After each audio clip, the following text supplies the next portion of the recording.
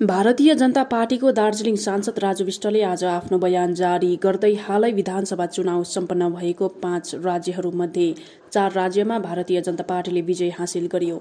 यसबाट प्रधानमन्त्री नरेन्द्र मोदीको नेतृत्व अनि उनको परिकल्पना सबका साथ सबका विकास, सबका विश्वास और सबका प्रयासमाथि जनताको विश्वास र आस्थालाई प्राप्त भएको व्यापक समर्थन स्पष्ट रहेको बताएका छन्। साथै उनले अघि बोल्दै चुनाव भएका राज्यहरूमध्ये उत्तर प्रदेश सबैभन्दा ठूलो राज्य थियो, जहाँ 25 करोड भन्दा धेरै जनसंख्या छ। यहाँ 403 विधानसभा निर्वाचन क्षेत्र छन्, जसमध्ये बीजेपीले अनि हाम्रा गठबन्धन पार्टीहरूले 273 सीट जितेका छन्।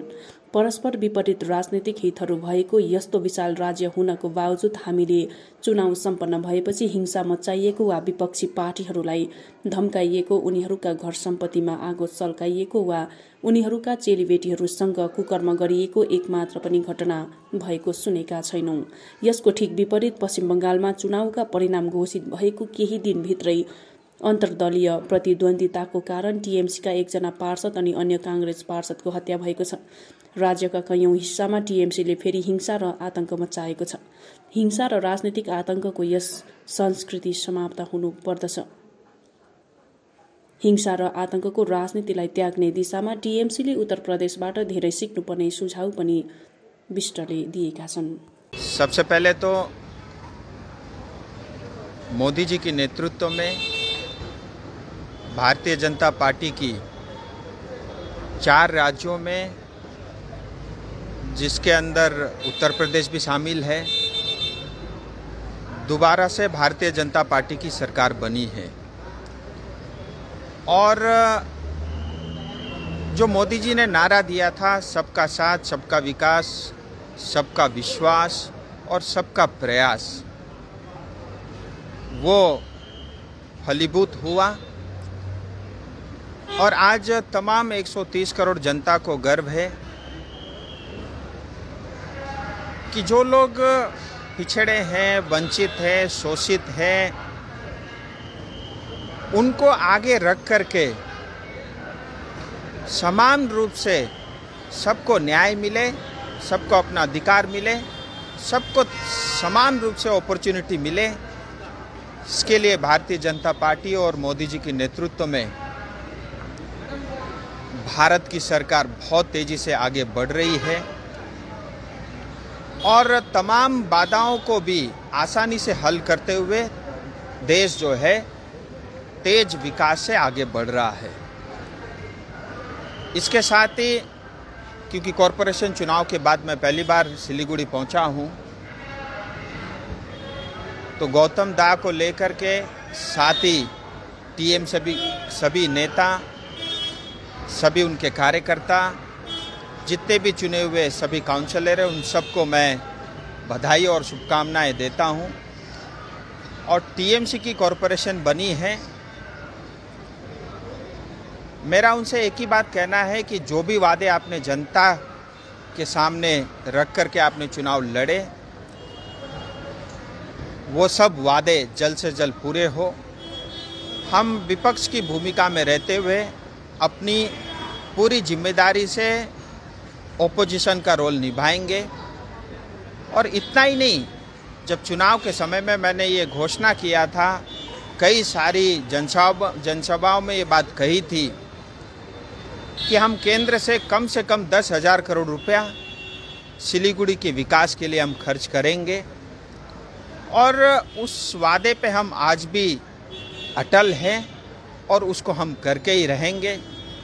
और मुझे ये घोषणा करते हुए बड़ी खुशी हो रही है कि अभी 1 सप्ताह पहले ही नितिन गडकरी जी ने यह घोषणा किया कि बालासन नदी से लेकर के जो सेवक जो कैंटोनमेंट कैंट एरिया तक है, 12.5 किलोमीटर की जो 4 लेन 6 लेन की जो सड़कें हैं, उसके निर्माण के लिए 1,000 करोड़ रुपया इसी साल के बजट में सैंक्शन और अप्रूव हो गया है।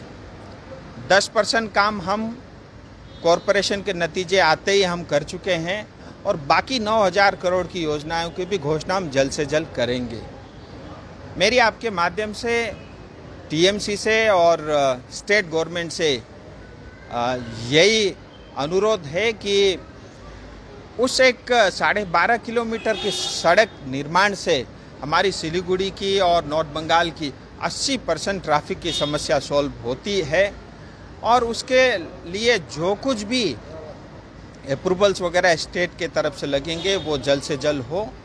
इतना ही नहीं, जिस बागडोगरा एयरपोर्ट में हम खड़े हैं, लैंड जो हैंडिंग ओवर का काम चल रहा है बहुत तेज़ी से और बहुत जल्दी वो पूरा हो जाएगा। 104 में से 98 एकड़ लैंड हैंडओवर हो चुका है और 650 करोड़ रुपए के खर्च से नया टर्मिनल बनेगा।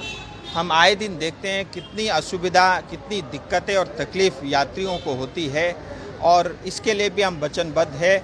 यहाँ पे नया टर्मिनल जल्द से जल्द उसका काम शुरू होगा। इस तरह से तमाम जो है हम जो भी योजनाएं केंद्र सरकार की तरफ से उसको हम पूरा करेंगे।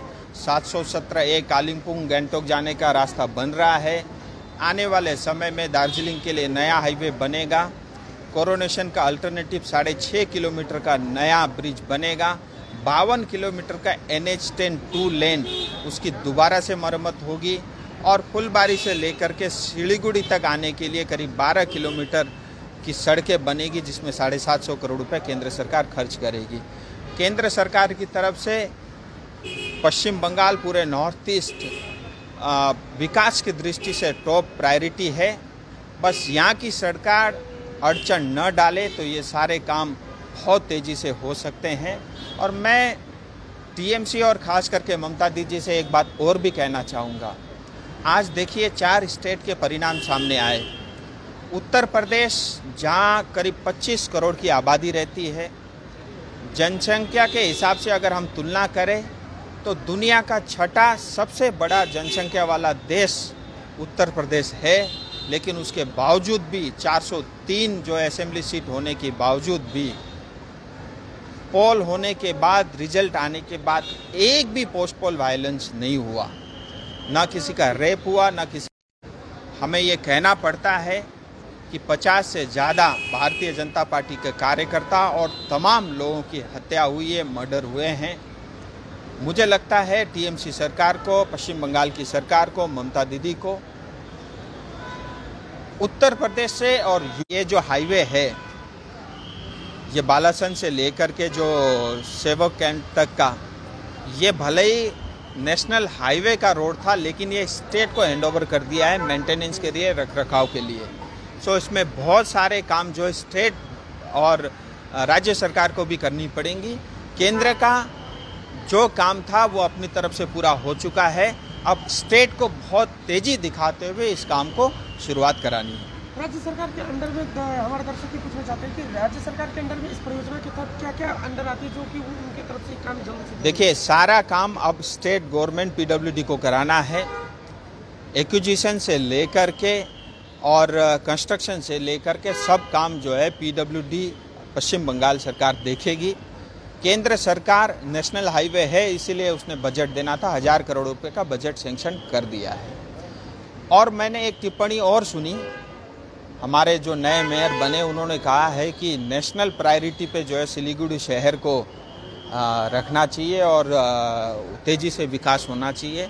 मैं आपके माध्यम से हमारे नए नए मेयर से ये अनुरोध करता हूँ, आप नेशनल प्रायोरिटी छोड़ दीजिए। आप राज्य सरकार से केंद्र सरकार को बस आपने एक पत्र लिख करके भेजना है कि सिलीगुड़ी को स्मार्ट सिटी के अंतर्गत ले लिया जाए। जिम्मेदारी मेरी रहेगी। 3 महीने के अंदर स्मार्ट सिटी के अंदर में सिलीगुड़ी का नाम भी होगा। राजू जी, और आप लोगों की तरफ से लगातार जिस तरीके से राज्य में नए मेयर बने हैं, तो उनके दृष्टिकोण से क्या क्या शहर में आप लोगों की तरफ से कुछ ये डिमांड रहेगी जो इस सिलीगुड़ी पे इस पद पर सबसे पहले काम होना चाहिए? देखिए, सिलीगुड़ी की तमाम समस्याएं हैं, पीने की पानी, ट्रैफिक, पार्किंग, इलीगल यहाँ की एक्टिविटी, सड़कों का मरम्मत, डेंगू मलेरिया जैसी बीमारी, अस्पताल की खस्ता अवस्था, सरकारी स्कूल की बिगड़ती व्यवस्था, ऐसे तमाम जो है की है। और उससे ऊपर भी सिलीगुड़ी के अंदर में कूड़ा कचड़ा इतना भरा हुआ है। मुझे लगता है साफ सफाई से प्रायोरिटी होना चाहिए, चाहे वो बालासन नदी हो, इन सब नदियों का जो है साफ सफाई होनी चाहिए। और इन्होंने ये सब तमाम किया जा सकता है राजनीति से ऊपर उठ करके, आइडियोलॉजी को साइड में रखते हुए। मेरा ये अनुरोध है कि तमाम पार्टियां, हम सब नेता जो खास करके सिलीगुड़ी दार्जिलिंग से हैं, हमारी प्रायोरिटी यही होनी चाहिए, चाहे सरकार कहीं भी किसी के भी हो, सिलीगुड़ी की जनता की सुरक्षा और उनका डेवलपमेंट और शांति हमारे लिए प्रायोरिटी होना चाहिए, ऐसा मेरा मानना है। राजू जी, आखिरी 2 सवाल। कश्मीर फाइल्स आपने देखी है और कई राज्यों में कश्मीर फाइल्स को टैक्स फ्री किया गया, तो बंगाल में इस तरीके से आप दार्जिलिंग सांसद हैं, तो किस तरीके से इस फिल्म को लेकर कोई आपकी विशेष टिप्पणी? देखिए, जो कश्मीर फाइल है ये तमाम हिंदुस्तान से लेकर के दुनिया भर के लोगों को आंखें खोलने वाली एक पिक्चर है। और सिनेमा को सिर्फ और सिर्फ हम 2.5-3 घंटे के एंटरटेनमेंट शो की तरह ही लेते हैं। मेरा ऐसा मानना है ये हमारे संस्कृति का, ये हमारे कल्चर का हिस्सा भी हो सकता है, और वही कश्मीर फाइल में दिखाया गया है। और आप देखिए किस तरह से अन्याय अत्याचार कश्मीरी पंडित के ऊपर में हुआ, और जिस सच को इतने सालों से आज तक यूपीए की सरकार दबाते आ रही थी, आज इस पिक्चर के माध्यम से जनता के सामने उजागर हुआ है। और ऐसी उत्पीड़न जो है, मतलब हमने कभी अपनी जनता के समक्ष सच रखा नहीं। सत्यमेव जयते, सच सामने आया है। तमाम जो है 130 करोड़ जनता, दुनिया, देश ही नहीं दुनिया भर के पिक्चर में भी, पिक्चर हॉल में भी इसको देखा जा रहा है। और जो सच्चाई दिखाने का उन्होंने जो तरीका अपनाया, मुझे लगता है हम सबको ये देखना चाहिए। मैं स्वयं भी देखा हूँ, और ममता दीदी से निवेदन करता हूँ, फुल कैबिनेट के साथ दीदी को भी एक बार जरूर देखना चाहिए।